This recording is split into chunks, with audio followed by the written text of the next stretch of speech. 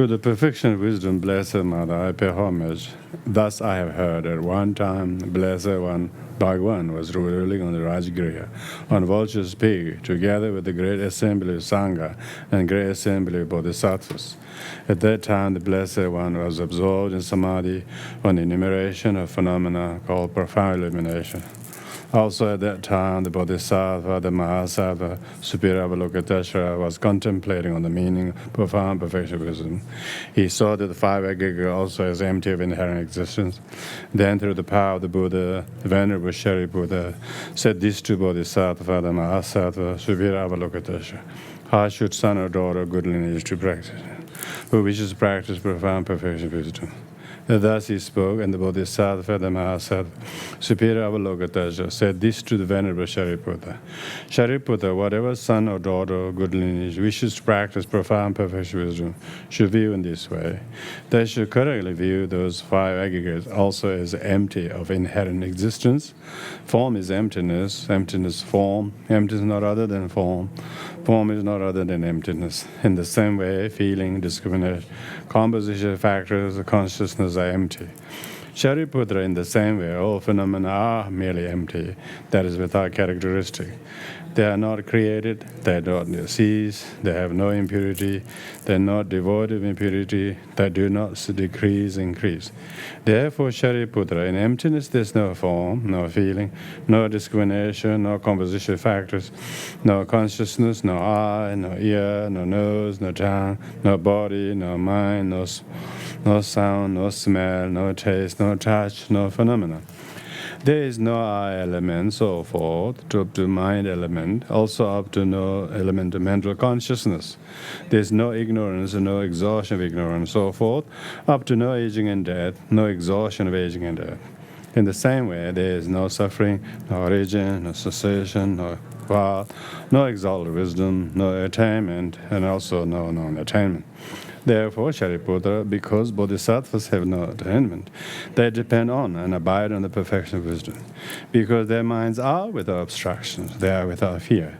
Having completely passed beyond all error, they go to the completion nirvana. All the Buddhas who abide in the three times, having relied on the perfection of wisdom, become manifestly perfect Buddhas in the state of unsurpassed, perfect, and complete enlightenment.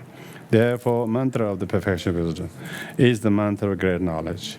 The unsurpassed mantra, the mantra equal to the unequaled, mantra that thoroughly pacifies all sufferings. Because not false, it should be known as truth. The mantra of perfection of wisdom is proclaimed. Nadyada ngade ngade bara ngade bara zangade bodhiswa. Nadyada ngade ngade bara ngade bara zangade bodhiswa. Nadyada ngade ngade bara ngade bara zangade bodhiswa. Nadyada ngade ngade bara ngade bara zangade bodhiswa. Nadyada ngade ngade bara ngade bara zangade bodhiswa. Nadyada ngade ngade bara ngade bara zangade bodhiso. Tadyada ngade ngade bara ngade bara zangade bodhiso. Tadyada ngade ngade bara ngade bara zangade bodhiso. Tadyada ngade ngade bara ngade bara zangade bodhiso. Tadyada ngade ngade bara ngade bara zangade bodhiso. Tadyada ngade ngade bara ngade bara zangade bodhiso. Tadyada ngade ngade bara ngade bara zangade bodhiso. Tadyada ngade ngade bara ngade bara zangade bodhiso. Tadyada ngade ngade bara ngade bara zangade bodhiso. Tadyada ngade ngade bara ngade bara zangade bodhiso. Tadyada ngade ngade bara ngade bara zangade bodhiso. Tadyada ngade ngade bara ngade bara zangade bodhiso. Tadyada ngade ngade bara ngade bara zangade bodhiso. Tadyada ngade ngade bara ngade bara zangade bodhiso. Tadada ngade bara zangade bodhizo. Tadada ngade bara zangade bodhiswa. Shariputra, a bodhisattva, a mahasattva, should train in the profound perfection of wisdom in that way. Then the blessed ones arose from the samadhi, said to the bodhisattva, the mahasattva, Supiravalokiteshvara, well done, well done, well done. One of good lineage is just so. One of good lineage is like that. Profound perfection of wisdom should be practiced just as you have taught it. Even the Tathagatas will rejoice in this. Blessed one having so spoken, the Venerable Shariputra, the Bodhisattva, the Mahasattva, Superior Avalokitesha, and all those gathered there, those of gods, humans, demigods, Gandharvas, filled with admiration, praise the words of the Blessed One.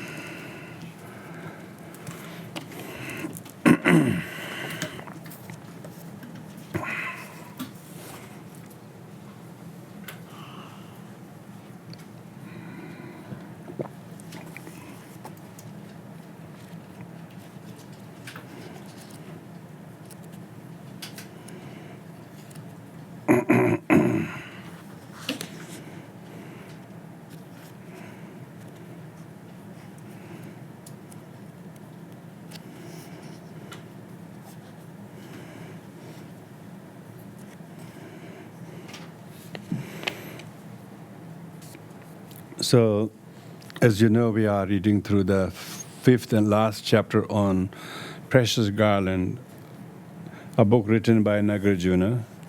The topic of the fifth chapter is mainly how to train in the conduct of bodhisattva. But to be trained as a conduct of bodhisattvas and live as a mindful bodhisattva, a bodhisattva must first be aware of what are unbodhisattvic behaviors, attitudes, emotions. So therefore here it is listing the 51 kind of a wrong conceptual thoughts and emotions a bodhisattva must be aware of and identify those destructive emotion, if you like, destructive emotion, and learn to spot them, recognize them, and define them, and recognize their functions and effect when these are allowed to perpetrate. So it has been going on to talk about the particularly 51 such destructive mental negative emotions. We talked about various types of pride and so on. So the verse number 417 we're going to continue from. Verse number 418 rather. Degeneration of respect and reverence for deeds. So talking about a bodhisattva who have certain respect towards the elders, towards kind people, towards teachers, towards who are senior, towards who are weak or poor or misunderstood. So if the bodhisattva degenerates or fails to show his respect to them, he must know that I'm failing to show. Maybe he had some ability to respect, but his respect is degenerating. Reverence for deeds. If people have done good deeds, then we must not degenerate our respect to such deeds by other deeds that are contrary to it. And so we should still respect the good deeds of others. Because if our respect degenerates, then our respect to the deeds degenerates. So that's why one needs to be mindful of the degeneration of the respect. Maybe we should show to our elders, our grandparents, parents, or teachers, or your grandmothers, or your friends, and people who are a little bit senior in the knowledge and experience and the duration for the things they have done. Others are very weak and poor and misunderstood, and they also need extreme respect by the bodhisattva. Bodhisattva should respect those who are disrespected and ignored by others. Bodhisattvas shouldn't be respecting those everybody respect, because they don't need respect. Bodhisattvas should respect those who are disregarded, like the Dr. Ambedkar of India.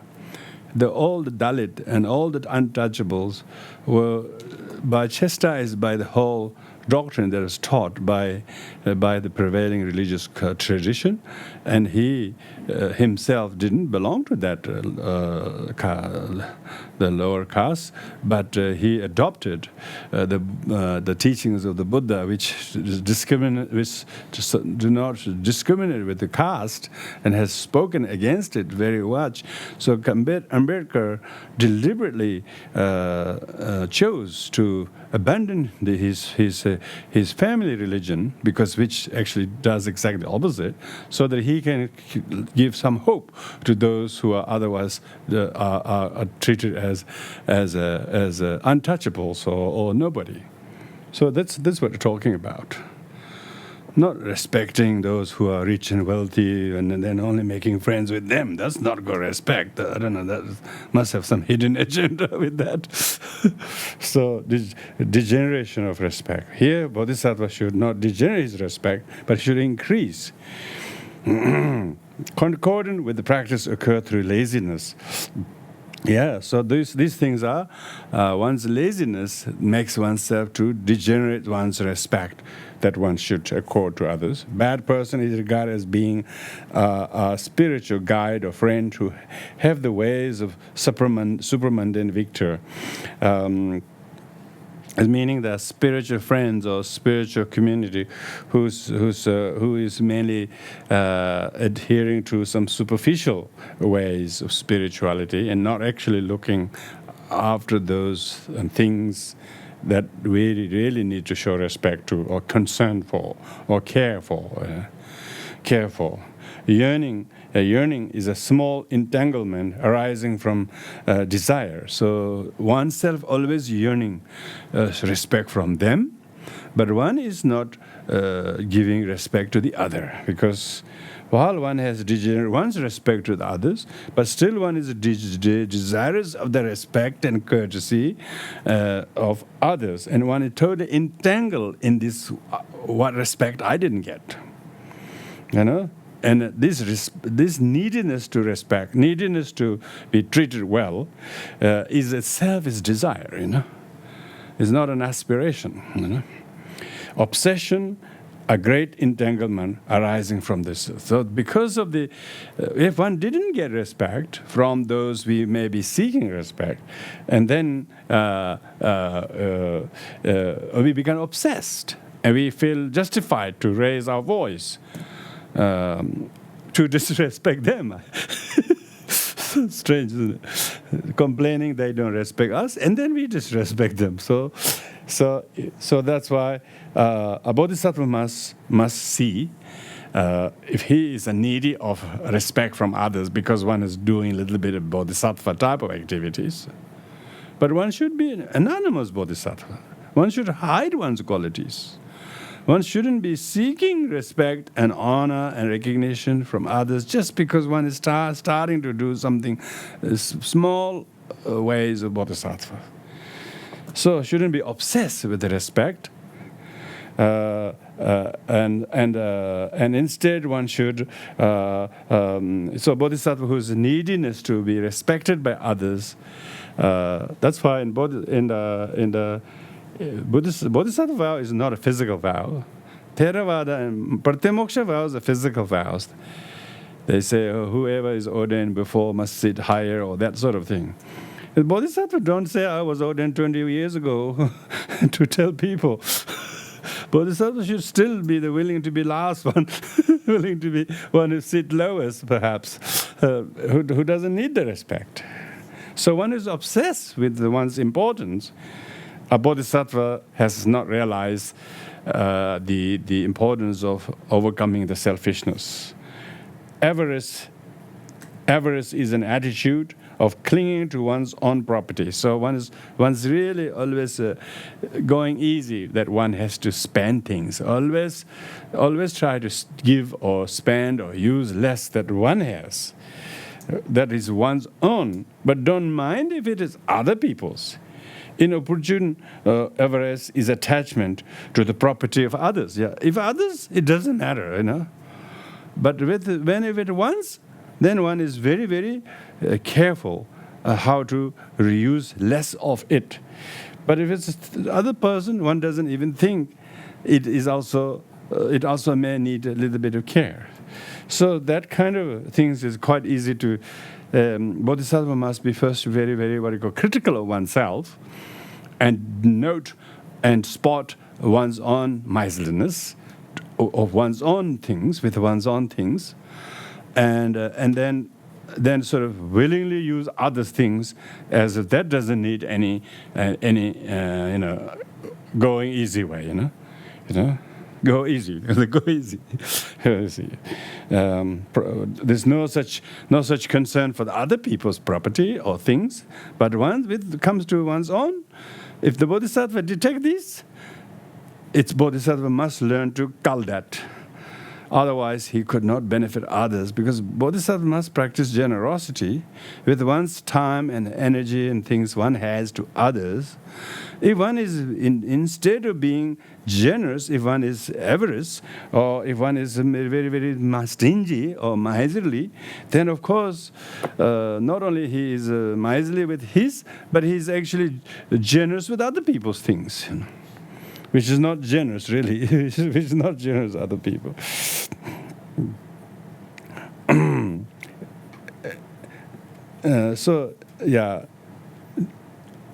Desiring is desirous of praise, Even if one does a little bit of spiritual things, whatever Bodhisattva practice, one's still seeking praise, a compliment, needing someone to praise and recognize what you did, and that kind of neediness, But Bodhisattva firstly do whatever is good, but he sees his doing is only interdependently possible with the help of many multitude of other people. What he did is maybe very important, but he still doesn't think I did a lot of lifting. He still thinks without anybody, all the others could not do anything. So never has the neediness to never needing to be praised, if the Bodhisattva is in the making, If the practitioner, trainee Bodhisattva, still doing his best, but still he needs a lot of acknowledgement. He needs a lot of compliment and reward. Otherwise, his motivation is dented. He doesn't want to do anymore. He had enough. He's about to say, I will not do anymore. So why? Because he's been needing all this compliment and recognition, all this. So he's not better with what he did. He's worse off with what he did, because he still couldn't quite come to. It's a joy of giving. He has no joy of giving. The misery of giving is not giving at all.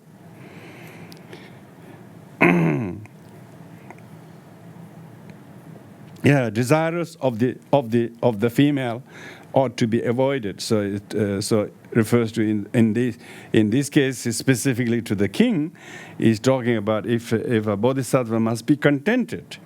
Even a bodhisattva householder, like the king Gautamiputra, one should not be eyeing or not be coveting anything what is more than what is allowed. So because bodhisattva should minimize his craving and his desire, whether it's praise or company or things or whatever it is. One should try to avoid entertaining those desires. Hypocrisy is to pretend that one possesses good qualities that one lacks. So bodhisattva must not only recognize his hypocrisy, but also he must acknowledge his hypocrisy. One shouldn't pretend as one has qualities. When one should admit that one has faults.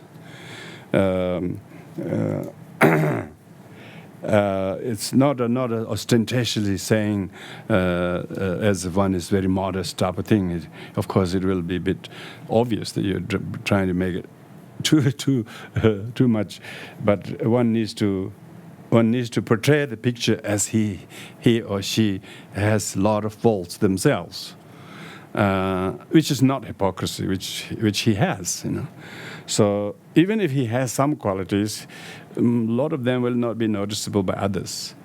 So more will be noticed by others. So therefore, one shouldn't pretend the qualities one lacks.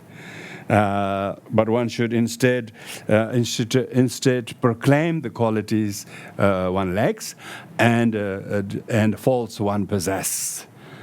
So Bodhisattva do not entertain in the pointing finger and faults of others, because he's busy enough to pick and spot his, and which he can't correct them as quickly as he spots them.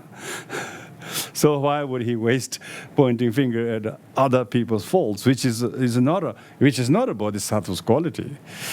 Bodhisattva has his own fault that is so much that he can barely contain. Why would a bodhisattva pretend that he has no faults, and while others' faults, then he's got a lot of things to say? Bodhisattva should almost pretend that you don't have any right to see other people's faults and pass judgment on that. Of course, this is talking about a bodhisattva spotting his own hypocrisy, his own lack of qualities, and therefore do not express opinions about other practitioners' faults, because either he should be completely free of the faults them himself, or he should be able to do it in order to benefit others, which is often not possible when one raises the faults of others. Nobody has any difficulty seeing other people's faults. So why add on the trouble? Why add on the trouble of others? So. A good quality one lacks. One should, one who lacks the good qualities, he must tell what he lacks, and he must admit that he's still desiring things that are not good. While desiring ill deeds, deeds or conduct or habit that are not appropriate, Bodhisattva must know. This craving, this yearning, this wanting that one has is rampant. It's not a periodical thing, And what's the purpose of saying that? If a bodhisattva says his faults and his limitation, it humbles others. It doesn't make the others who has the faults make them feel guilty. They say, this bodhisattva, this practitioner who's a little bit more someone I look up to, also has faults, and he admits them. When he does that, then even those with the faults feel a little bit humbled, and they're not so and they're not so guilty and angry at themselves. Because the humility of others can teach them also humility. Great desire is extreme greed. Extreme greed meaning one has very obsessed wishes and desires. A great desire referred to, gone beyond the fortune of knowing satisfaction. But there's no sense of contentment. Want more and more, very ostentatious, almost too luxurious, too indulgence. Bodhisattva must know the limit, how much is too much, how much is extreme. If he doesn't do that, he will that his own craving and desire will ruin. He says, desire is advantage. Desire is misleadingly advantageous at the beginning, but it's very disadvantageous very soon. So Bodhisattva must see this by whatever way as having superior good qualities. One is always seeking to have and attain those qualities at all costs without realizing how quickly those superior, high-sounding qualities is difficult to maintain. One should always adopt a lowly position, they call it. We have a saying, ordinary saying in Tibetan, "Toli gate maliten," you know. Although it looks like high is more impressive, but low is much more stable. Because you can't fall if you're low. If you're very, very high, it's very easy to fall. Fall. Particularly bodhisattvas who needs to be like the shepherd who stay behind all crowds, and he must adopt a position. Like His Holiness Dalai Lama says, I always see myself as one of the 7 billion human beings. He never see himself as a Dalai Lama looking through the Dalai Lama's eyes to others, or even as a Buddhist monk. Even when he says a Buddhist monk, he doesn't see everybody through a Buddhist monk's eye. He doesn't say that. He says, I think of myself as one of the many of the people. I think it's a very, very great teaching, that one. And he does that quite well, you know. Amazing.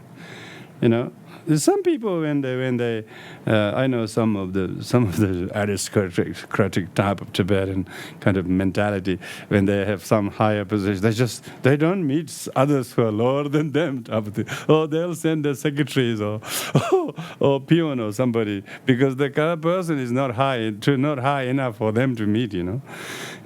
So that is protocol or something. Oh gosh, Bodhisattva's protocol is exactly opposite. Bodhisattva's protocol is exactly opposite, isn't it? It doesn't have it hasn't have those kind of protocols. You know?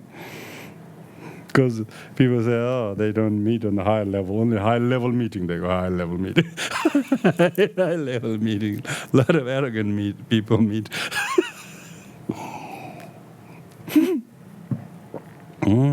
And it has to, even if they exchange communication, it should be written by the minister or something, you know. Otherwise, they wouldn't answer. So, ordinary person haven't got a voice. They don't want to listen to ordinary people's voice because it hasn't got 2 million signatures. So Bodhisattva must be willing to be the lowest of the lowest. You know, they say the Kadamba monks, they pray that may I be able to attain the position of the dog's ranks, street dog's ranks. You know, they pray. You know, the previous Khyentse Chögyal Lodro's consort and wife prayed that may she be reborn in hell. You know, so that she can actually be where the beings need her. That's a real bodhisattva. Bodhisattva who is always seeking for higher position and higher recognitions and so on. Yeah, these high cravings are traps of the bodhisattvas. So even if one has not formally conceived bodhisattva, even in normal everyday things, whoever is like that, whoever really is not very unassuming for themselves, just completely common and much better than those who are really, really high, self kind of, always full of themselves. You know, even their qualities, they don't inspire anybody.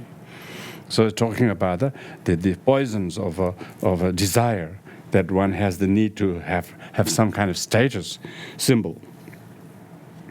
Non-endurance is an inability. So bodhisattva must be very enduring, very durable, particularly when things get really tough. He mustn't show the weakness as everybody does. You know, one must be able to show the durability.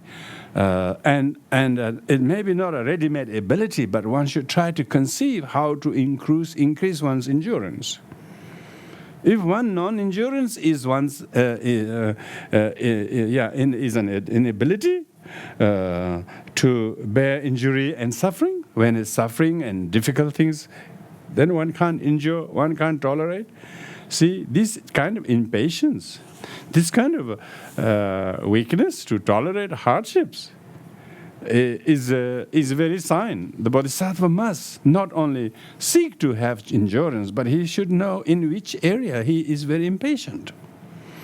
Whichever he lacks endurance, in whichever he has a disability and unwillingness to pick up the qualities, he must, and disability to bear hardships and sufferings, and disability to do longer than what he has to do, or more convenient than he has to do. If he is very picky and choosy, it's not a Bodhisattva mentality. Bodhisattva mentality has to see that is the where one's strength should come or should train for. Impropriety is not to respect the activities of spiritual guide and friends.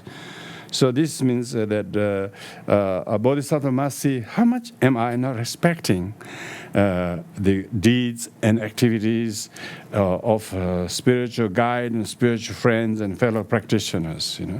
So it's just that kind of where one is lacking to show respect, to acknowledge. Acknowledge doesn't mean you have to do it ostentatiously, outwardly. Deep down, what is your respect? What is your appreciation or attitude towards someone's doing, someone's deeds, someone's, I would say, commitment? You have a very good thoughts, or you have a good sort of thought and attitude towards them, or you have a very disregard, careless, condescending attitude towards them.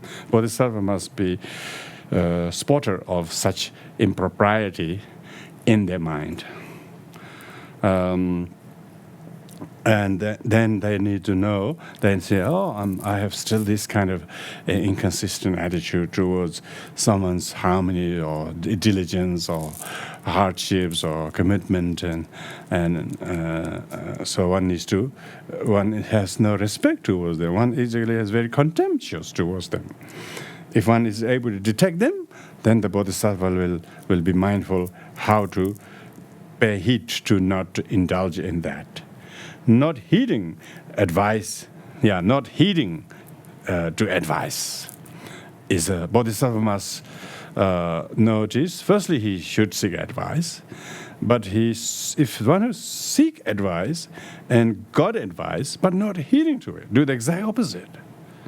So Bodhisattva must know, I'm not adhering or being or respecting the advice, whether from parents or school friends or Dharma brothers and sisters. If we have taken the liberty to ask advice, and then if they tried very hard to advise, even though the on the surface the advice is not really what you don't, it's least like to hear, because the people who really care for you would probably will say a few things that you don't. It's not always pleasant to your liking on the surface. So a Bodhisattva who is not heeding to the advice, not heeding advice, is not respect. Is not respecting the counsel, concordant with the practice. They probably are giving the advice from their point of view, which will be good for you. So that's why not listening to advice. It doesn't mean you have to listen, do exactly everything with the intention advice says. But generally, one is following the advice, but one is actually following the advice with a willingness to adapt and improve as one goes. Of course, right at the very beginning, the advice itself might be look difficult. But what is the intention of the advice? What is really pointing me to do that I'm failing to do by myself? The practice that Bodhisattva have to do, usually the counsel and advice is to accentuate that, to be able to carry out the practice. And this is And intention to meet with relatives is sentimental attachment to one's kin. So always thinking of relatives, always thinking of families, meeting them, and always. But therefore, one is all about that small group of people, and a bodhisattva must see that as a drawback. If one is too attached to relatives, cannot do much help to others. There's a story of Khenpo Khenchen Ape Rinpoche. As soon as the relative comes, he tries to disappear. Of course, he will do whatever. It just interferes with his other kind of sort of impartial duties. His impartial duties is interfered by the relatives who are lencha, who are debt collectors. Tibetan called lencha, relatives are debt collectors. Blood relatives, but we can't really do real help to other people if we are so obsessed with just to look after the few relatives all the time. Occasional sort of showing concern and care for everybody, because they also are sentient beings. So you can't reject them, you can't ignore them.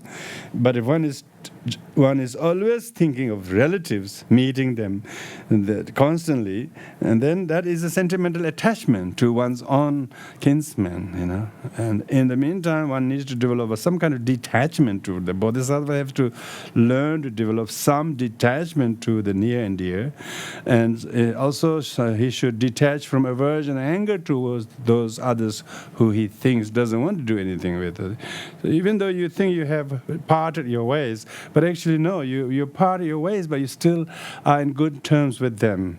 Still you think of them in your goodwill and prayers. That is good. Then you're not sort of attached to relatives on one level and attached to aversion to others. It just doesn't even fit as a practitioner, let alone as a bodhisattva. So bodhisattva must see how much time one is giving just for relatives and children and grandchildren and so on. So much so that one actually is not doing the duty of a bodhisattva. Bodhisattva must help sentient beings, particularly those who are neglected, ignored, forgotten, poor and ununderstood and misunderstood and rejected by society. Then the bodhisattva is courageous to let go his attachment to relatives. That's exactly what Shakyamuni was the Buddhist called bodhisattva. He was courageous. And very few people understood when he left home. He knew the prisonness of the relatives. Particularly as a king, it would be very difficult. He realized if he gets so caught up in the comfort and respect and endearment that is shown to him, he will not be able to do the sublime Dharma work. That will be ignored. Yeah, how much of keeping coziness of a relative is going to enlighten anybody? Probably will go everybody in a lower realm next life. Cozy, very cozy. So attached. Born always as a what do you call? As a twins or something. They can't part at all. They can't part at all. They're born as twins. It's strange karma, the twin one. Or the people who are not partable. You can't part from someone. Even though it's misery, is enough misery, but still can't part from them. So bodhisattvas are courageous enough to part from the close and near ones, knowing that that mutual closeness is only going to interrupt your practice of Dharma. And not that you are showing aversion to them, but realize that the trappedness, how one will be trapped, attachment to relatives. Yeah, and Bodhisattva must know that. Yeah. of course, everybody is attached to relatives. The society even encourages ones. You have to have commitment. They call it responsibility. They call it. They don't call it attachment. They don't call it. They call commitment, responsibility. Very, very impressive. Very impressive names. Yes. It's difficult to the balance, isn't it? Balance. Often, if you don't do it, you are ignoring them or you're neglecting them. If you do it, you're controlling them or you're so how much is necessary? I suppose if we give something to help them, it's no problem. But if our giving is trapping them, interfering them, then we are trapping them, we are imprisoning them, and they're also helping us to stay imprison ourselves. So that's an interesting point. Attachment to objects. This we talked about attachment to praise and position and to relatives. Now is attachment to objects, things. Is to relate their good qualities in order to acquire them. So you might always attach to certain objects. You really think about the goodness of those things, as that thing really makes a big difference in your life. Bodhisattvas shouldn't be thing-oriented so much. They're just necessities. I was listening to a teaching given by His Eminence Situ Rinpoche. He says, all these necessities, all these gadgets, he says, but quite a lot of them are, he says,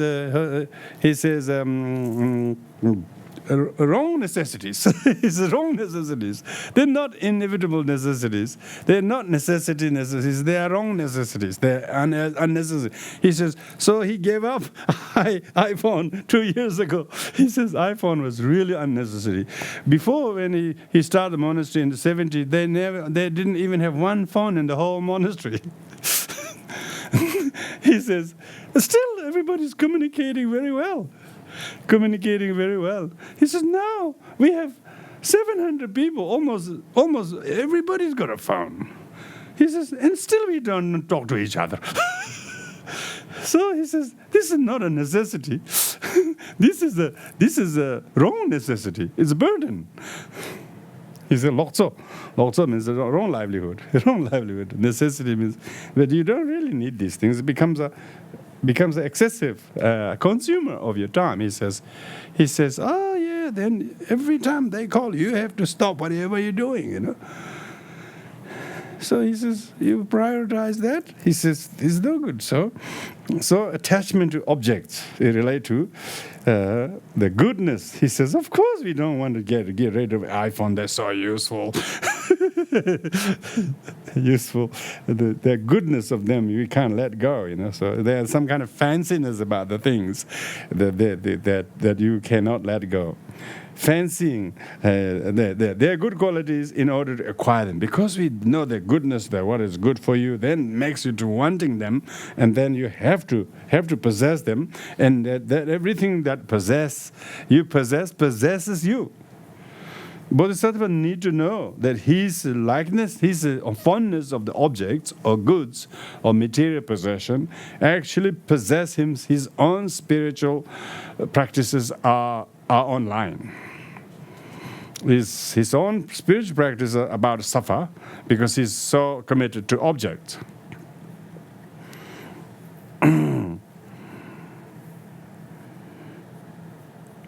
Conceptuality, concerned with appropriation, is the thought that no matter what others will take one as a spiritual guide due to possessing good qualities. So that there's almost wanting others to see appropriateness of ourselves as an individual, one who's intellectually or spiritually well gifted. And so wanting oneself to be treated by others as a guide, and saying that one has a lot to offer. That kind of self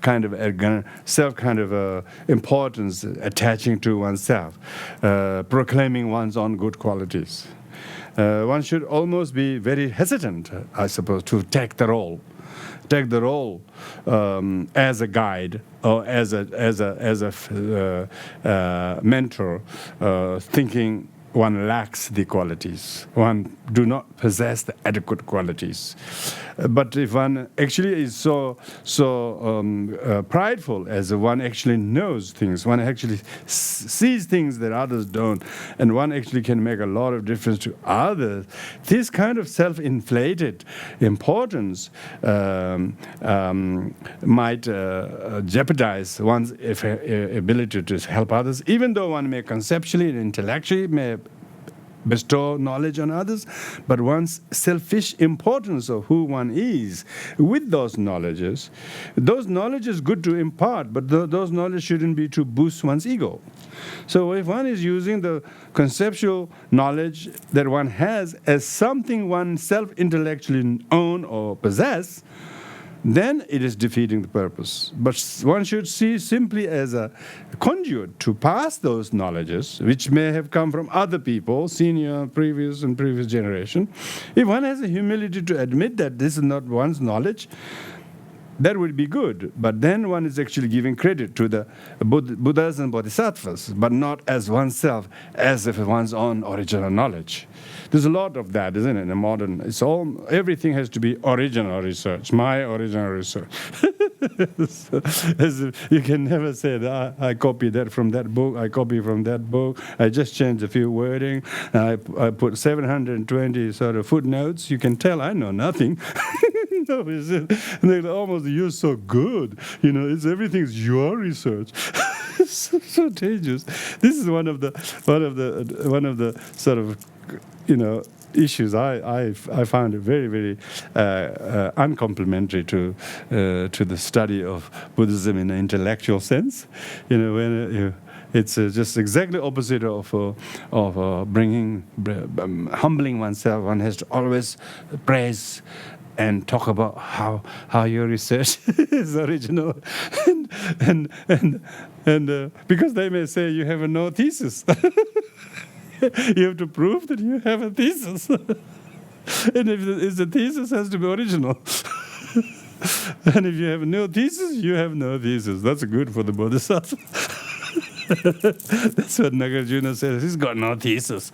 He wrote a thesis, but it's proved that he has got no thesis. He's got no intellectual footing that's mine, because he's talking of emptiness. Which is very important to make everybody free themselves from this big burden that they know they have some original knowledge. Which is quite contrary to all aims and objectives. Yeah. And even you have emptiness, there's no possessor. But if you say, I realize emptiness, you have messed it. So just among ourselves, if we understand emptiness, never tell, I realize emptiness. If you did, you're defeating. So you have to act as though you are empty. Not say, I know emptiness, and then have to proclaim to everybody. This is what some people did, and then people can't understand it. Conceptuality concerned with attachment to others is an intention to help or not help others due to being affected by desire or an intent to harm. Because sometimes, so the one's own conceptual understanding or various concepts and ideas, and then one is attached to others, therefore you wanted them to take your ideas, You're attached to your ideas, and you want the others to also get attached to your ideas. So one person is bad enough to be attached. We don't need many others to be attached to this idea. The whole idea is to free everyone from attachments. Well, that's what the Heart Sutra says. No attainment, there's no non-attainment. So it's an intention to help is an intention to help or not help others. If your intention is to help others by talking about it, to free themselves of attachment by teaching like that is one thing. But if you're trying to bound them, if then you are affected by your own desire, or your desire to harm them or possess them. So that's why it's very very clever, very intelligent. He's all this Dalai Lama has all this captive audience who are all like automatic followers of him. So he says, please go back to your religion. He said, go back to your religion. If you have one, I'm not interested to make anyone my follower. Firstly, it's very good because then they might make them better Christians or better whatever, but not as to make them as a Buddhist. Because if you're trying to do that, you never know whether it's going to helping others or whether it's harming others. You might think all the audience are very happy with you, but who knows whether all the people in the home want you to do that. So he said, go back and be nice to your family and your church, your organization. That's much more important than changing the clothes you wear or name that you follow religion or not. That's artificial change is not required. But be a good human being, and that way, then of course you're really helping others. You're not making people to be us versus them. The world is too small to be divided up like that. Whole promotion of one human, one world, one world, without being separated by religious or non-religious beliefs, but all as human beings. Amazing kind of whole idea of that. Promoting as a one human being is so unthreatening, so encompassing to everyone.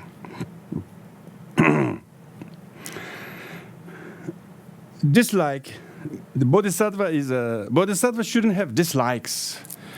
It says dislike is a mind that is unsteady. So when you're not steady, you like something, you don't like something. Then you're just almost like in a yo-yo. One moment you like it, another moment you don't like it. Whether it's things or people or ideas or what one does, what one doesn't. Certain things you like about the person or that thing. Certain things you don't like about the person. So this kind of unsteadiness, it shows one's bodhisattva must embrace all beings. It's not a question of choosing who you like, who you don't like. Bodhisattva must make a vigil to be able to work with every sentient being, not giving up on any sentient being because you have a particular reason why we dislike. It's unsteady, he says. Dislike is a mind that is unsteady. Desiring to be together is afflicted mind, he says. If you long somebody, if you're longing feeling towards somebody, so sometimes it might be out of real concern or love or care, because if you're not there, they might be neglected or suffer. Then that's not really longing for yourself, That's just concern.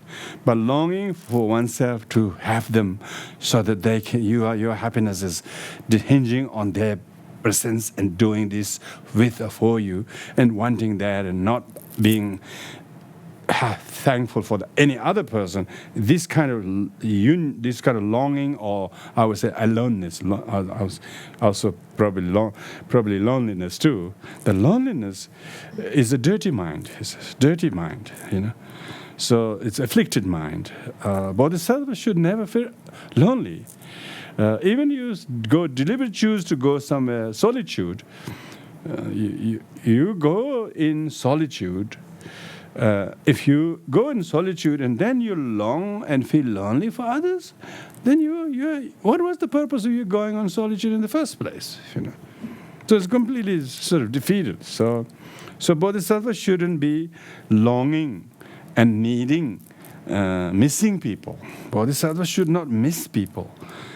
Doesn't mean you don't care for somebody, you don't remember them. That doesn't mean that. Some people can't focus on the job or duty or retreat because they're longing. They're just missing somebody. And then, as if that person were there, then they will be happy ever after. But when they were together, they were fighting. So then, when they're not together, they're missing. So it's very unsteady, isn't it? So it's a proof of the person's unsteadiness. It's not because one is better with the person. Indifference is a laziness with a sense of inadequacy. So it's talking about being very, very disliking somebody when they are with you, and then longing for them when they're not with you. See, and then indifference is you don't care anything about it, is a laziness with a sense of inadequacy. You know, yeah, you couldn't bother thinking about her or him or what. You just completely. So it's a form of a kind of unintentional laziness that I can't do nothing for him, so what's the point of me thinking? So you feel really, really indifferent. And so this type of unsteady mind, either disliking something, even though there are some things that one like, but one is actually thinking or amplifying the thing one dislikes about it. Bodhisattva shouldn't do that. Bodhisattvas should see the sentient beings got very complex karma. Nobody will like entirely everything, everybody has different layers of qualities and faults, and so one should not be like that. So very sentient beings are complex karma, and they never know what. Nobody can pick and choose one perfect sentient being and say, "Oh, you're so easy to work right from the beginning." It's not like that. All sentient beings have that. So instead of being unsteadied by choosing, liking somebody, disliking somebody, one should work with beings there. Whoever you have to work with, And I'm sure it will teach you to move on, meeting others completely contrary to that people. And then you will realize, it's not only complex with one person, it's more complex to work somebody else totally different. Because if you're only choosing to work with somebody and missing them and then feeling if they're not there, your time is empty or life is meaningless, and that's not only dependent, overly dependent, but you're attached to that. Bodhisattva who is attached to a particular company cannot look after well-being of others. Bodhisattva who is seeking for the finite person's company is attached to the finite person for his own purposes. So therefore, one should contain the afflicted mind who's desiring company. When you don't have company, of course, it's human to desire company, but one shouldn't suffer due to loneliness. That's what it's talking about. One should be willing to be with others with whom one has to do the things, even though it may be not totally pleasant. But that's Bodhisattva should not pick and choose sentient beings to work. Maybe the one should do the work with those very difficult sentient beings, and while absent of those very favorable people.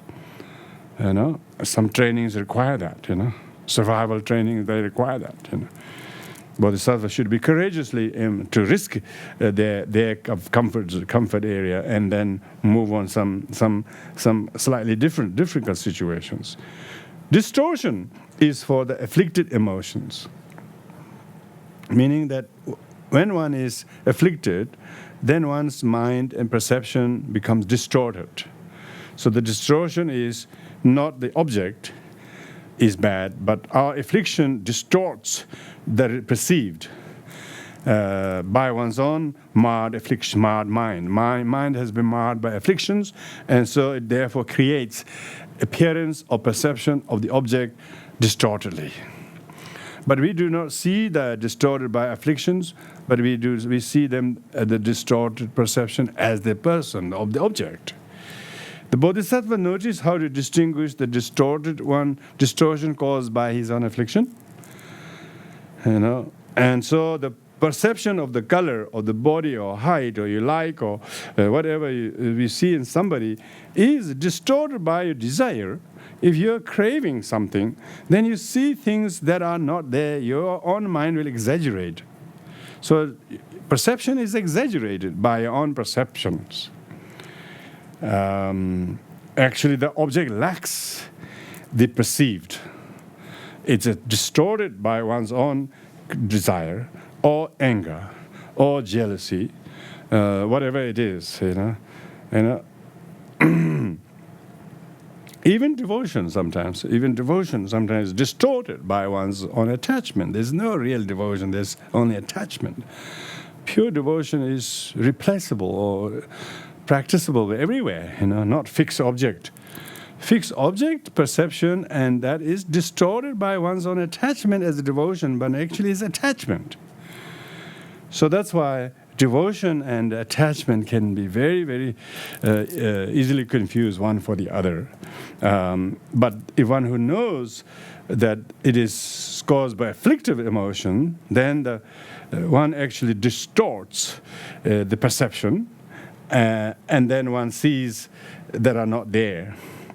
And one expects to be there always also.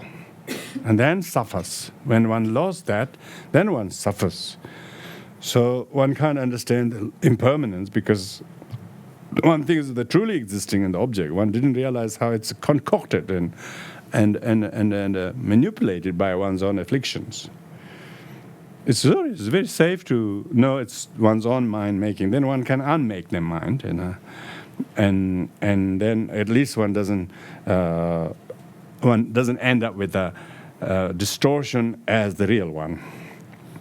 When one sees the distortion as distortion, it's quite easy to cancel and withdraw. There's no disappointment. But all the disappointment comes from not noticing distortion as distortion, as if something independently existing out there, and not even realizing that too is impermanent. Not wishing, not wishing for food is explained as physical sluggishness due to overeating. So this is talking about sometimes people have no desire for food, It's not because they have realized renunciation, but they've eaten already too much. So person feels sluggish, and due to that, he doesn't have any appetite. So it's not that food is not palatable. Food is still fresh and it's really cooked. So when one's appetite has been completely not there because one has already, therefore the food is distorted as one doesn't want to eat it. Food is perceived as and as something not, but actually one has already overeaten. And so like that, physical distortion of object is emotion. One has eaten too much negative emotions, and therefore one sees things in the object that is impalatable or undesirable, or whatever the case might be. So this is really talking about the perception versus perceived. The perception is not identical to the perceived. The perception is emptiness. But one who sees the perception as real, he doesn't see the impermanence and unsubstantiality of it. That's why the disappointment. But one who sees the perception is empty of inherent existence, but dependent on many causes and conditions, therefore predisposing oneself to see things particularly. Even the food is very palatable, but one feels like throwing up because one has eaten too much. So therefore, it is largely to do with it, dependent on how much one has eaten, how hungry one is. Likewise, if one has eaten too much emotions, negative emotions, then one will have a lot of distorted perception. If one's mind is empty of any emotional afflictions, then one wouldn't exaggerate so much what the object is not. So one can see the object is just completely the whim of us. What we call it, what we want it or don't want it. This therefore empowers the bodhisattva to vary his own attitude, to to subtract and add his own thought and attitudes, and so therefore subtract some and replace some. When he do that, then his perception is changeable. He doesn't think it's entirely to do with object from its own side.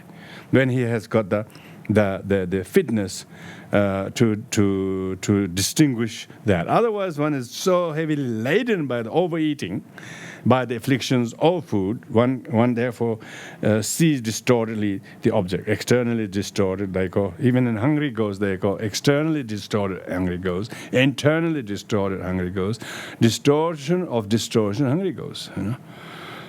When we want so much someone to be nice to us, we couldn't see all the nice things they're doing.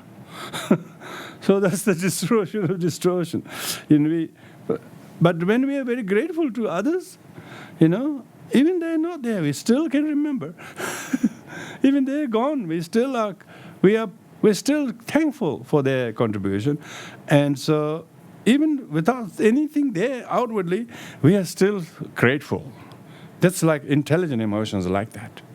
Gratitude, mindful of kindness of others before. We remember that so much. Even the recent doings or dealings with someone is not quite palatable, but because we remember all the good they did, and this thing they did doesn't have a lot of harmful effect on us, because our goodness of remembering all the kindness of them outweighs them. And so we have this amazing intelligent emotion to be sort of pendulumed by these temporary difficulties. Some people lose it very quickly, others don't lose it. Why is that? Some are so collapsible, others are just so steady. It's just question is what kind of feeding one has been doing with oneself, with intelligent emotion or destructive emotion. What one has been overeating with, negative emotions, or what one has been moderately, I would say, supporting oneself with intelligent emotions. So Bodhisattva has to not see something in the object, but what he is making himself to see in the object, depending on his own cooperativeness or lack of cooperation. When we are cooperative, then we are actually able to see and deal with things a lot more handsomely. Whereas if we are not steady and afflicted and overeaten with the wrong emotions, of course we feel like disgust, we feel like throwing up. And so often our feeling of not wanting to do, or this laziness we're talking about, is because we feel so sluggish due to overeating of the bad thoughts. We cause doubts, maybe judgment or fear or all these things. We have this too much. Then we are so sluggish to have a clarity to reason, see the good in the situation. A very dejected mind is taught to be fearful, faint-heartedness. Longing for desire is to desire and seek after the 5 attributes. 5 attributes means always seeking sensorial, always something to please either of the 5 sense doors, whether something to look, just to entice the sense, visual organ, or simply something to listen. Something to listen that is audibly very pleasant and enjoyment, or something to smell, or something to taste, or something to touch. If one is caught up in looking for the well-being of these 5 sense doors, that's what it's really talking about. Always seeking to please the 5 sense doors. Then one is desiring, total desire, order desire. Desiring undesirable ones. Quickly, they are temporarily desirable, by the way, but quickly they disappear. And then you want more, and then it sort of almost you would never start better. We never had it, but you never knew it was that talk, that kind of insatiable. It doesn't satisfy you. It actually exacerbates your craving more than And like quite a lot of sense, quite a lot of the things that people are addicted to are like that. The more they have, the more they want.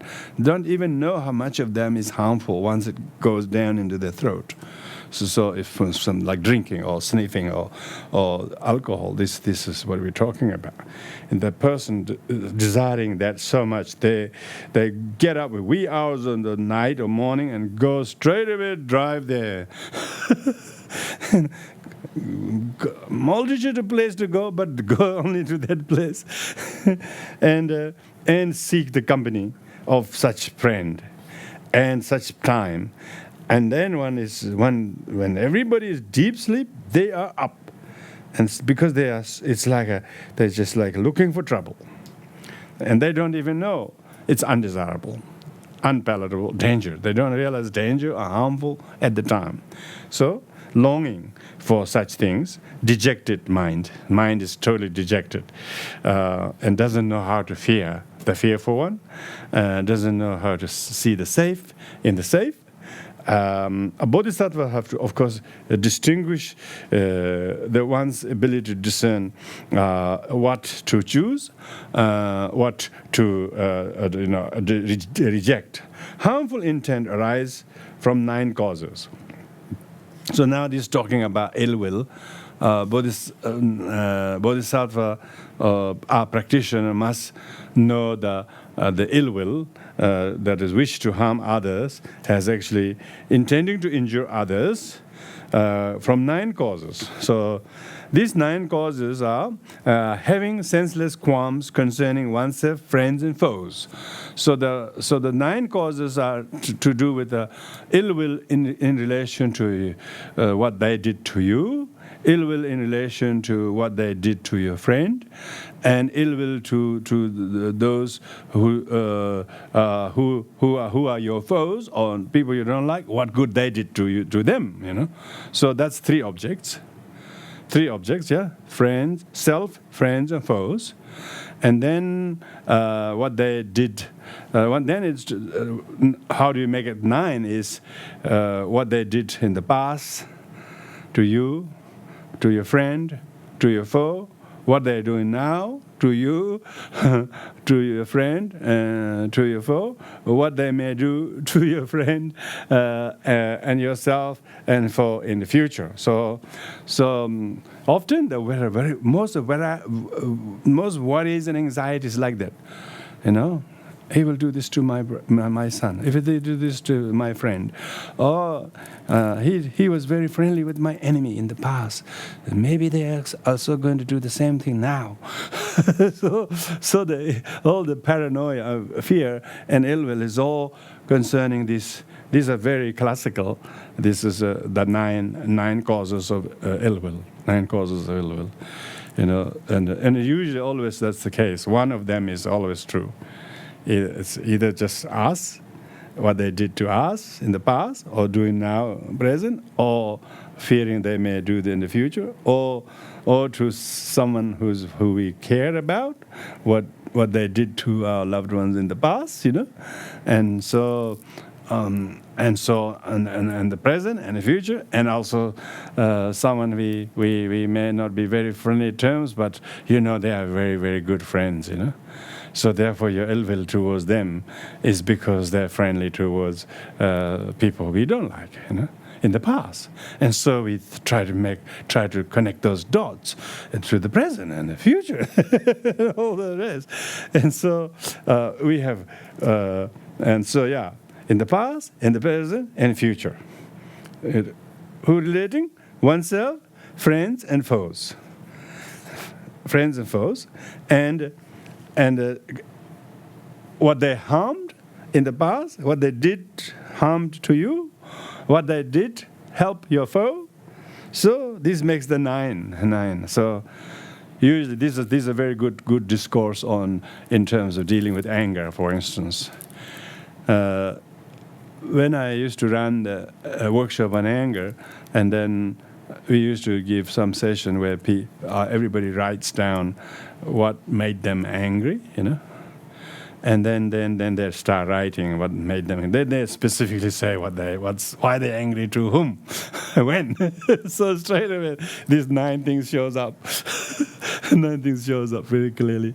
That they're angry because they did to me, said that to me last year, or to my mother, or to my sister, or they sided and they both ganged and harmed me, all that sort of thing, and what they did, and they think that is the, and then we say, okay, that's what they did, So why did that made you unhappy, And then, of course, then of course, straight away manifests our desire. We want this, but they interrupt me from getting that because they did.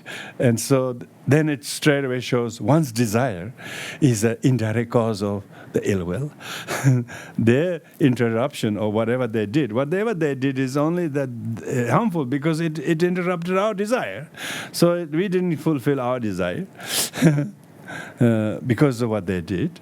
And actually, it might be even blessing in a disguise because maybe they succeed to interrupt you from getting something which is disastrously harmful for you. But we think they did exactly opposite. So when one is able to undo these things, then actually everything's interdependent. If even you're angry at someone, your desire is the center of it. Your ignorance is the center of it, and what they did is just that's just a secondary. And so then you don't blame them entirely, and you see their role as just a small part of the big puzzle. It's one of the couple of pieces of the puzzle, and all the other puzzles are our own. When you're able to do that, then we feel, oh, poor man, or poor him, and poor me, or poor everybody else. And then how could I possibly harbor ill will to them that this may harm me in the future, when my own obsession and desire, what I want, is the direct cause of suffering. I'm not detecting this. So Bodhisattva, therefore, must know these 9 causes of harm. Ill will. Yes, the soul, self, other, and self, friend, and foe, about past, present, and future, and what harm or help or interference someone did to warrant us to be have the resentment to. Have the resentment. This verse number is, of course, when you list them like that, you couldn't tell what it is. But that's actually the ill will, causes of ill will. Causes of ill will. Sluggishness is non-activities. Now, this is, Bodhisattva also noticed his own sluggishness. Means you're not doing anything useful. Not just a couple of minutes, but a couple of hours. Not just a couple of hours, but some days.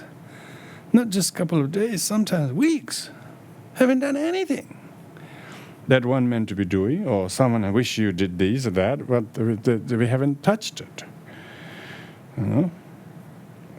Because sluggishness is non-activity due to heaviness of the mind. It's the attitude. Attitude isn't, I will do it now. I'll do it by tomorrow, by 4 p.m. I'll finish. One doesn't have this, the lightness of the mind to say, yes, I will. But there's heaviness instead. Heaviness in the mind, and then, of course, body is even heavier than the mind, And the body itself hasn't got a mind to lift, It's just like, it's always want to sit there. It doesn't want to get up even, let alone do the things. The body is very, very heavy, It hasn't got a body is a remain, Tibetan word for body is not body, it remain. Lu, Tibetan word for body is remainder. It's like a waste. It's always a waste product. If the mind isn't getting up, the body is not getting up. Lu means left behind. Body is always left behind. Hasn't got a mind of its own. So heavy. So, due to the heaviness of the mind, because the mind is heavy, the body is even heavier, because nobody can lift the body unless the mind does, It's almost like dead, really. So they call dead asleep. Someone is dead asleep. It looks like there is no mind when to get up. So mind, heaviness of the body and mind is sluggishness. And how do you know you're sluggish? You're doing nothing. You're meant to be doing that. You're meant to be doing that. Could be done in 10 minutes. That could have done in 5 minutes. But only 15-minute job hasn't been done for days and days, piling it up or whatever. And then one feels uninspired to do anything. So sluggishness and laziness, really, basically. Drowsiness and sleepiness. Drowsiness is sleepiness. One actually finds very, very involuntarily wishing to sleep. So drowsiness is sleepiness. This is talking about Bodhisattva surveying his mind. Yeah? If I don't know how you can detect drowsiness if you're drowsy. I don't know. If you're sleepy and drowsy, I don't know who notices. Hey, you're drowsy. Someone needs to be telling us. Maybe after a little drowsy, you wake up and then we've been realized, I've been drowsy and sleepy. Those, so we come to realize that, gosh, so strong, so strong to be drowsy. And like this, the weight of the body. Weight of the body going. Weight of the body going like this. So easy, excitement is strong, disquiet of body and mind. Exactly. Excitement is exactly the opposite, It's the restlessness of the body. Restless of the body.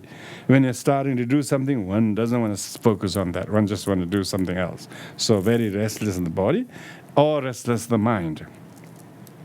So this is talking about the cognitively aware of what is sluggishness, what is drowsiness, what is inactivity, and what is the excitement, restlessness. That neither the body nor the mind could be focused because one is very, very excited or agitated or just totally restless. Contrition is regret for bad deeds. It's good to recognize sometimes one feels really have a lot of contritions, and meaning feeling bad and guilty and unworthy of what one did or didn't or failed in the past. Regret for bad deeds, which arises afterwards from grief about them. So it's a post kind of mental trauma of one's own non-performance. So the effect of the negativeness of the laziness is that it's not only lazy and drowsy, sleepy now, and might even enjoy the sleep, but later on there's no enjoyment of the sleep. There one actually feels what one wasted, and then one is grieving. And then even when one has time to sleep, one can't sleep. So it's a complete misplacement of the time, Too much went into the sluggishness, and then later on, one is always regretful that one actually even meant to sleep, one can't sleep. Lots of sleepless people who can't sleep, is mainly because they were not good at managing the time. They're not disciplined to do the things. They delayed and they procrastinated and they allowed the heaviness of the body to do it, and so the mind never was able to lift the body, and so the things got sort of piled up, if you like, backlog of things, and then it stresses them just looking at it. And so that when actually one is tired to sleep, but one can't even sleep because that makes it very difficult. Doubt is to be of two-pointed mind. Doubt is, so then there are a lot of anxieties. One can't make a mind to do this. When I want to do this, I want to do that.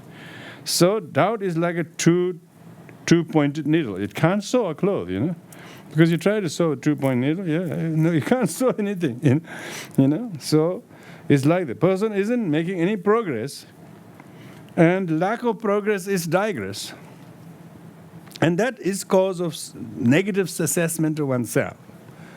And one feels bad in the mind of what one hasn't done.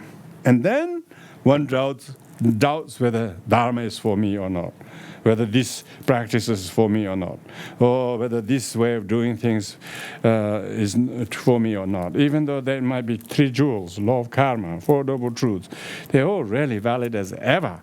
But still one is almost giving doubt whether one should stay on, stick with the practice or not. Almost that one has been suffering too long, putting up with these 3 jewels. Of course, that's a wrong view, but it's having doubt about the 4 truths, the 3 jewels, and so forth. And sometimes it may not be 3 jewels and 4 truths, but to people, to some ways of doing things. And then as a result of that, with that, they don't realize they're also doubting the 3 jewels. So that's what the teaching says. Rely on the Dharma, Because if you really rely on Dharma, you don't have to doubt about it. If you're doubting about the Dharma, it's because you're doubting about the institutions or people or whatever. Then, yeah, it's no surprise to doubt people. If once the very reason we seek Dharma is so that we even doubt our own usefulness. so who's going to be better than us anyway if we don't have Dharma? So very reason we seek the Dharma is that we are pretty unreliable ourselves even, let alone on top of us another deluded one. So therefore, the doubt regarding true pointedness about the true the truths and Dharma is what one bodhisattva should not lose oneself to, the doubt, that kind of doubt. Because doubt, they say, doubt is consumed by demon. They say one is consumed by demon of selfishness or righteousness or so on. Then one justifies oneself having the authority to doubt, instead of faith, of course. So the faith is forgotten. The faith is sort of drained by the doubt. A little the one has. And that makes oneself almost that we are too good to be part of the Dharma, or part of this practice, or part of that.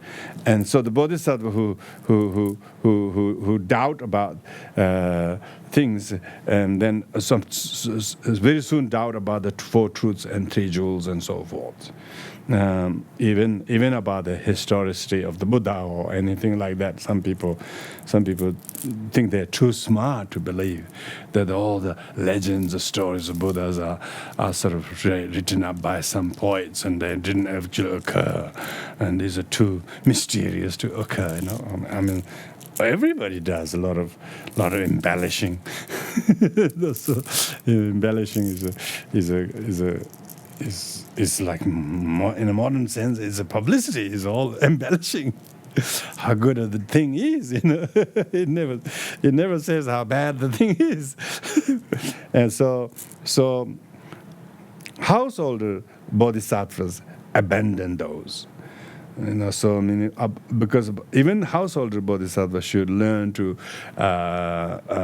all the 51 negative. These things which we have listed are the things. Now, this is a summary of that. Householder bodhisattva, abandon those. One should recognize them and then learn to slowly try to recognize them and not create predisposition to host and post them, but instead develop a kind of a cautiousness about one's own mentality and let them become the thing of the past. Those diligent in monastic vows abandon more. You see, these are just kind of destructive negative emotions that even householder bodhisattvas should abandon. So those who are full-time monastic, because the diligent monastic means those who are upholders of the Vinaya vows, should abandon more than that. More than that means not just attitudes, because bodhisattva vows are all attitude, whereas monastic vows are physical vows also. Bodhisattva vows doesn't have an extreme requirement to physically perform outwardly, but the monastics have to cherish these internal vows, and then also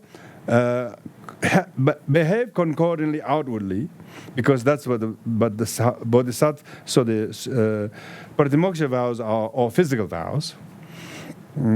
Freed from these defects, good qualities will be observed. So meaning that the purpose of listing these 51 destructive negative aspects of the mind, the bodhisattva now learns to highlight these things and become subjectively mindful if he detects them or not. If he detects them, he highlights them and try to predispose one's mind not to get caught up by them, but have ability to detect them early before they escalate. And when you see them, see whether you can put it at bay, or whether you can skillfully decrease it by using various devices, techniques. Because in spotting each of those negative emotions is that this is only negative if you negate them. But if you posit that they are there, if you recognize they are there, then you have spotted them. If you have spotted them, you have highlighted where you will mend. Even the person who's going to mend the road, firstly, don't come with a tar. Firstly, he sends somebody to mark all the places where it needs repairing, isn't it? Then comes and repair them. Likewise, the bodhisattva should first learn to spot them, and then so that you can mend them, and not all in one go. Of course, that also takes those people who mend the road, they put all this witch hats everywhere, days and days and days.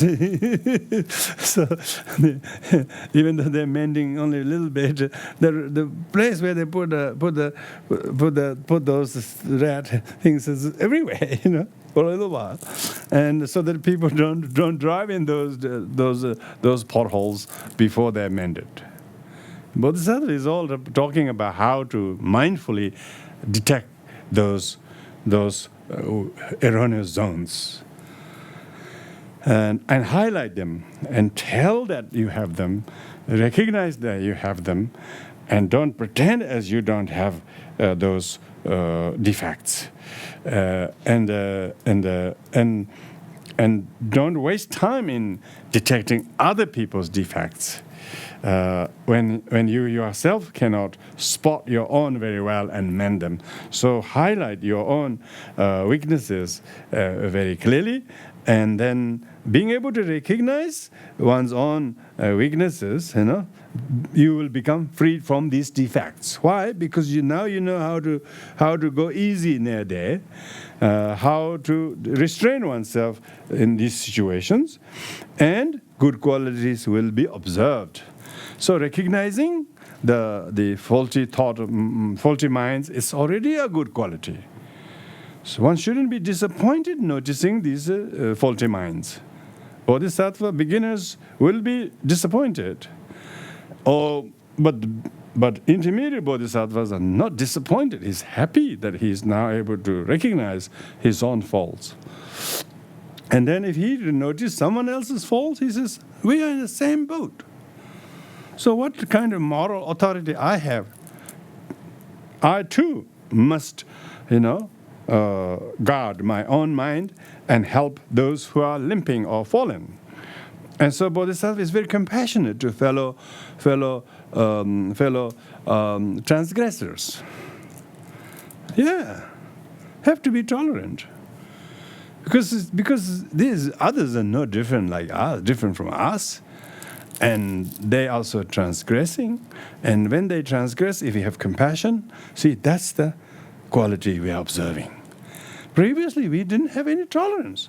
We felt we could throw stones at them because we couldn't tolerate anyone who behaves that way.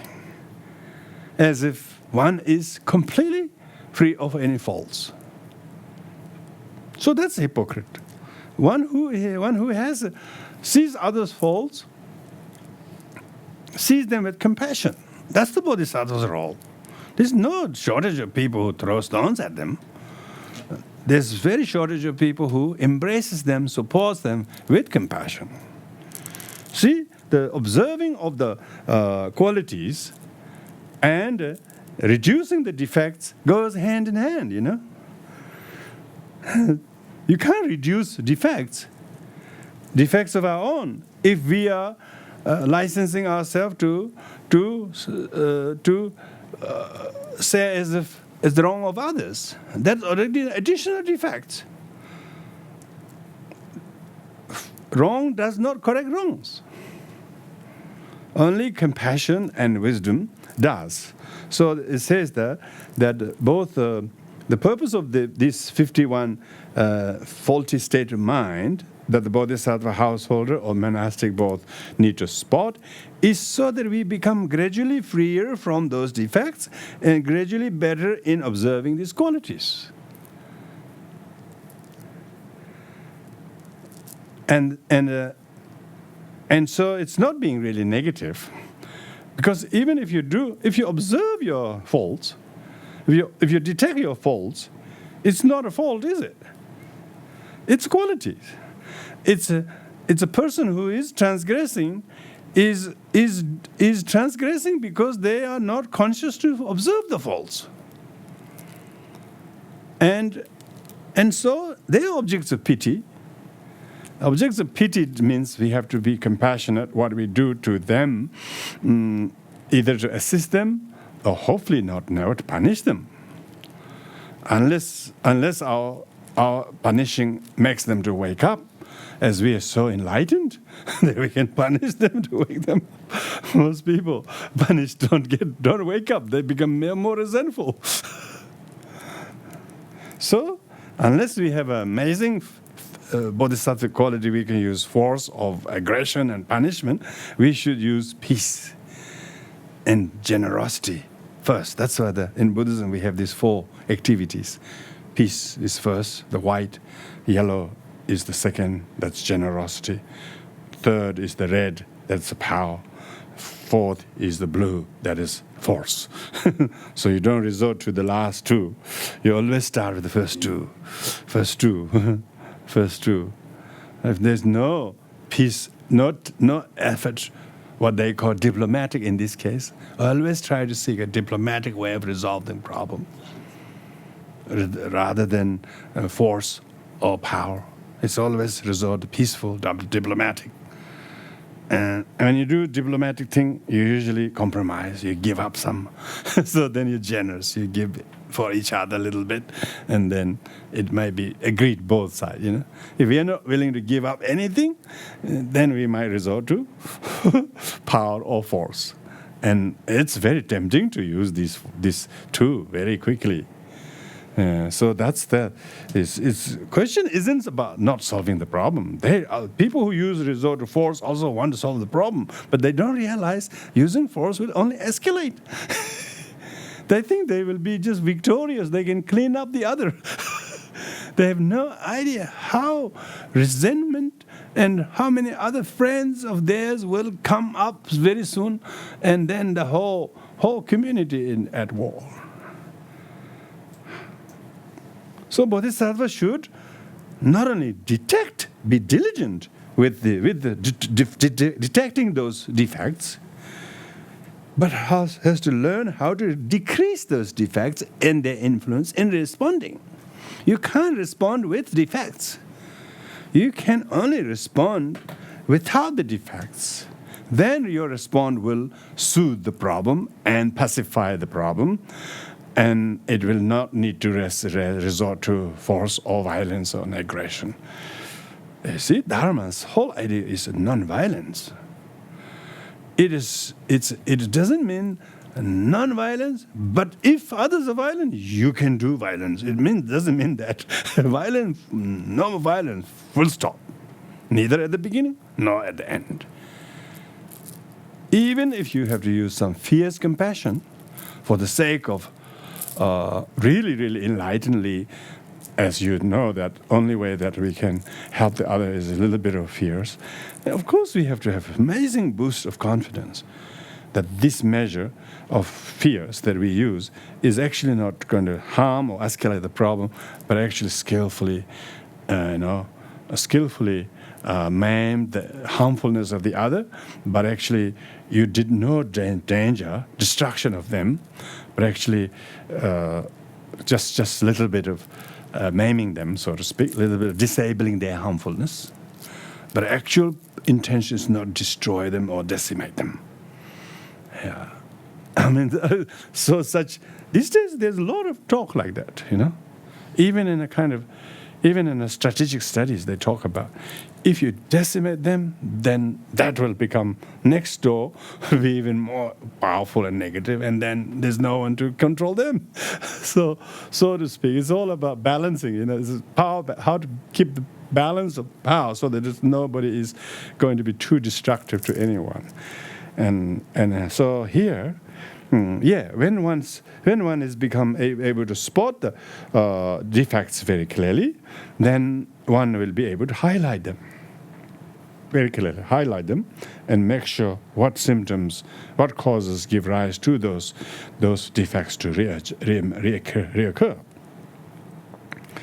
So then, what we were talking before, the past, present, and future, the cause of ill will, friend, oneself, and foe, then one sees the present friend that we are really biased to, and we will do anything to defend him, is only we're using him as an out of attachment. Otherwise, this too is the who knows, the other one who we are opposing to is also Pa's mother. Unrecognized past mother, unrecognized past friend in this town. We are faced with that. So the logic to defend one and offend other is a complete waste of time. In the end, it has to contain and govern one's own animosity towards anyone, attachment towards anyone, ignorance about everything. Until we do that, the householder bodhisattva cannot free himself from defects, let alone observe the good qualities. So that concludes the summary of the all the defective state of mind. A bodhisattva must have the sensitivity to recognize.